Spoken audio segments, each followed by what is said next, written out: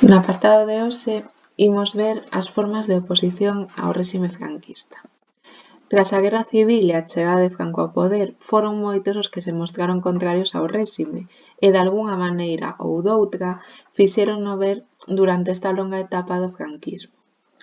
Por unha parte, estaban os exiliados, que foron obrigados a abandonar o país como consecuencia da súa derrota na Guerra Civil e co fin de escapar do represivo sistema.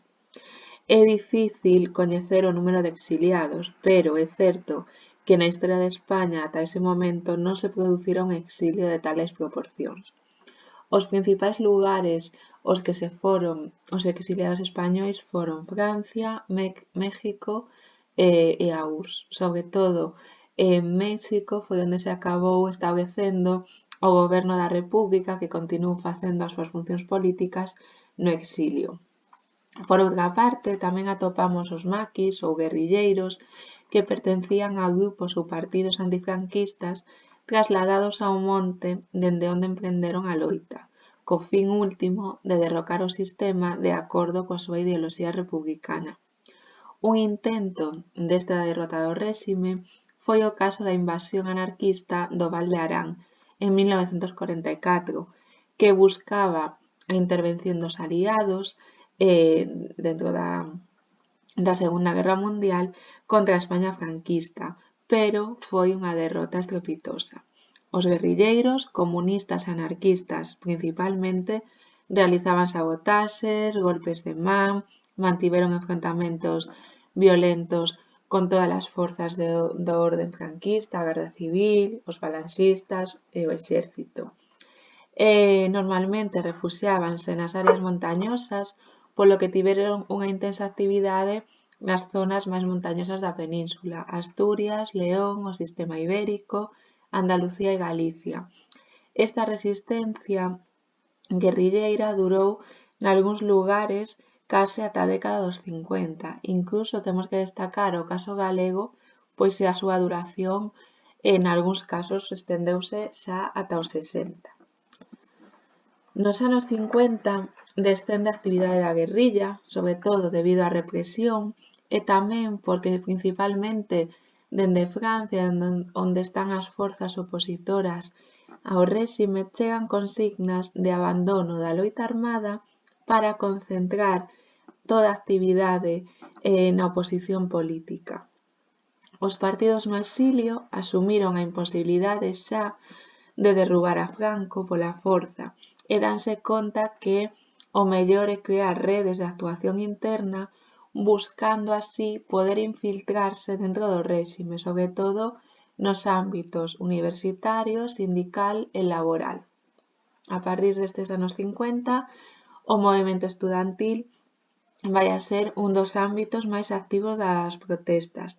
Isto podía verse, por exemplo, nas universidades, sobre todo a partir de 1956, nas universidades as protestas baséanse xa en conseguir un sindicato de estudantes que substitúa o sindicato oficial, o SEU, e o goberno sempre se opuxo radicalmente a estas peticións, tanto mediante a suspensión de clases como coa apertura de expedientes tanto ao alumnado como ao profesorado, e incluso chegou o réxime a pechar as universidades.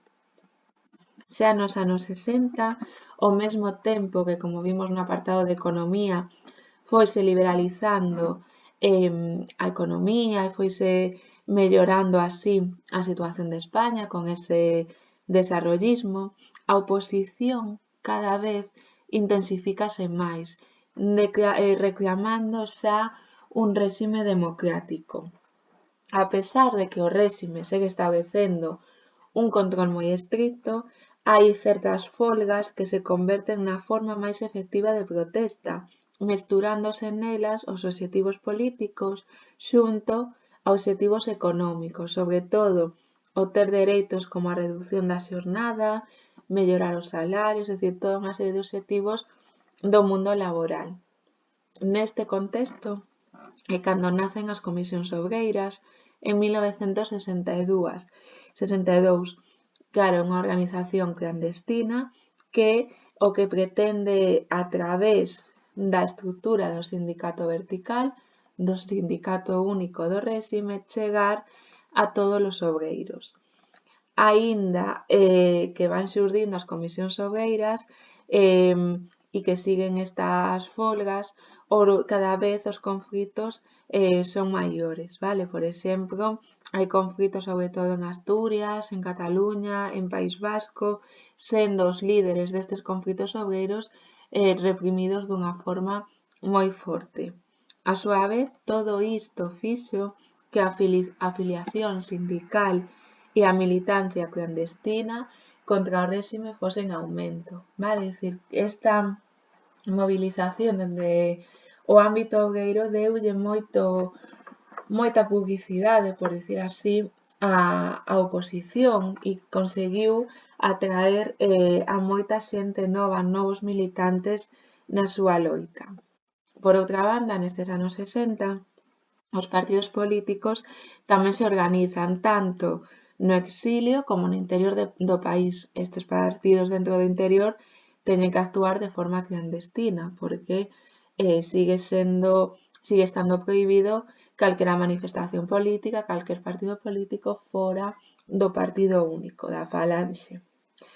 Hai que destacar, por un lado, o Partido Comunista Español, que mantivo unha forte oposición tanto a nivel externo como no interno de forma clandestina, e tamén o Partido Socialista Obreiro Español. En 1962 hai un punto clave desta oposición política, que é o cuarto Congreso do Movemento Europeo que se reunía en Múnich. Neste congreso celebrouse unha reunión a que acudiron destacados membros da oposición do interior e do exilio que reivindicaron xa un réxime democrático para España. Salvador de Madariaga, o que tedes aí nesa imaxe, foi o que organizou a asistencia a este congreso de membros destacados tanto na oposición interna como na oposición do exilio. A prensa do réxime denominou a esta reunión como o contubernio de Múnich, dunha forma pexorativa, cualificando esas demandas de democracia para España como unha inxerencia nos asuntos internos do réxime franquista. O goberno, ademais, castigou con moita dureza a todos os participantes do interior que acudiron a Múnich. Algúns foron metidos no cárcere e outros non lles quedou outro remedio que exiliarse. E isto causou bastante escándalo dentro da prensa europea. Vale? Por outra banda, nos anos 60 tamén, dentro da Igrexa Católica, hai un sector que comeza a mostrar a súa oposición ao réxime, sobre todo tras os cambios que se introducen co Concilio do Vaticano II. Así, fan un documento firmado por 339 sacerdotes no que denuncian os malos tratos e a falta de liberdades do réxime franquista.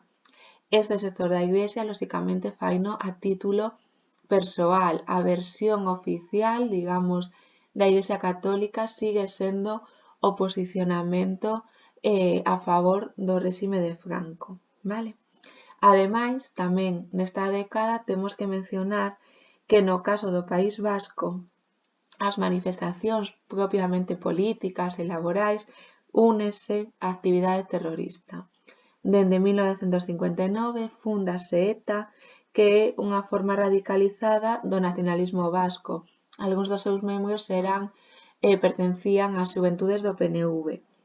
Esta organización definíase como unha organización clandestina revolucionaria que defende a loita armada como medio de conseguir a independencia para Euskadi. Unha década despois, en 1968, vai realizar o seu primeiro asasinato. Ademais, estas accións terroristas de ETA non se quedan só no País Vasco, senón que pasan ao ámbito estatal, onde van a levar a cabo diferentes atentados bastante sangrentos. Cal foi a resposta da ditadura ante esta situación? Pois un pouco de equilibrio entre, por un lado, a represión, pero tamén vai levar a cabo certa apertura política, que temos que entender tamén no contexto da liberalización económica e, sobre todo, da apertura do réxime cara ao exterior. Por un lado, nun intento de mellorar a imaxe española de cara á opinión pública, de cara aos países de fora de España, suprímense os tribunais militares, que foran os tribunais que exerceran a xustiza dende o momento da fundación da dictadura, vale? E suprímense e créase no seu lugar o Tribunal de Orde Pública, o TOP, en 1963. Este tribunal é o encargado de xulgar os delitos políticos e contrarios ao réxime franquista. Vale? Unha forma tamén de adaptación do réxime franquista á situación que está vivindo España, ao contexto internacional e de desvincularse un pouco desa ámbito militar que era unha das características básicas da dictadura, sobre todo nos anos da posguerra. Pero, sen embargo, ante, sobre todo, o terrorismo, o réxime pásase outra vez á xurisdicción militar. Os delitos de terrorismo, sobre todo os delitos de ETA, foron xulgados por tribunais militares e fíxose moi habitual, ademais, a declaración do estado de excepción. Dentro deses delitos a ETA hai que destacar o que se coñece como Proceso de Burgos, que tivo lugar xa en 1970 e que vai dictar 9 penas de morte, o que suscita unhas grandes protestas internacionais. Tantas son estas protestas internacionais que finalmente acábaselle conmutando a pena de morte, vale? E eses membros de ETA pois acaban celebrando esta conmutación da pena, como tedes aí na imaxe, como unha victoria fronte ao réxime, porque en verdade nese momento viviuse así. Nos anos 70, a oposición antifranquista foi claramente en aumento en todos os sectores.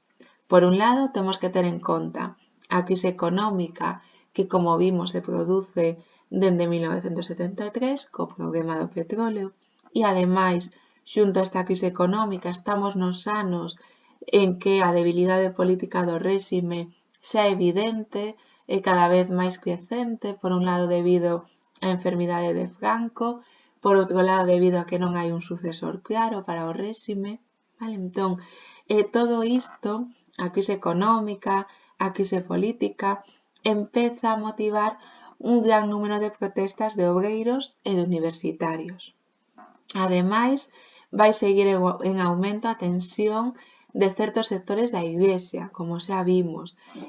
Tamén, moi importante, no exército, que era xunto á Iglesia o que decimos a segunda columna vertebral sobre a que se sustentaba o réxime, pois dentro dese exército un grupo de oficiais moi novos van formar, de forma clandestina, claro, a Unión Militar Democrática, vale? É dicir, unha organización que defende xa a introdución dunha democracia en España. Ademais, tamén continúa aumentando a actividade terrorista. Esta actividade terrorista, por un lado, é por parte de ETA, quenes van asasinar a Carrero Branco, que era fora nomeado sucesor polo propio Franco e o que vai ser un golpe moi forte para o réxime, e por outro lado tamén vai haber actividade terrorista vinculada a grupos extremistas de esquerda. Todo isto, toda esta situación provoca un incremento paralelo da represión por parte do réxime franquista. Está nunha situación xa moi debilitada políticamente, son conscientes, ademais, de que a crise económica non lles beneficia, que a maioría da poboación xa empeza a estar moi molesta con esta dictadura que dura tantos anos, danse conta que a oposición está se organizando dunha forma moi efectiva e, polo tanto, o réxime, ante esa situación de incerteza, opta por unha dura represión. Ademais, moi importante, os partidos políticos que estaban no exilio aproveitan esta situación de debilidade, de esgotamento do réxime. Por un lado, o Partido Comunista funda a Xunta Democrática en 1974 e, por outra banda, o PSOE, que xa estaba liderado por Felipe González, tédelo aí na imaxe na fila da esquerda é o segundo, comezando por cara á parte central a parte frontal da imaxe, pois dicía o PSOE forma a plataforma de converxencia democrática, vale? Tanto o Partido Comunista como o PSOE o que intentan é aglutinar xunto a eles todas as forzas de oposición para así establecer unha fronte común contra a dictadura. O impulso xa de toda esta organización vai ser a unión desas dúas organizacións, Xunta Democrática e Converxencia Democrática, que se van unir na chamada Prata Xunta. Desta Prata Xunta, desta organización da oposición durante os anos 70, imos entrar con máis detalle no último apartado, no que veremos sobre o fin da dictadura e os inicios da transición, polo que no que nesta pregunta deixámolo aquí.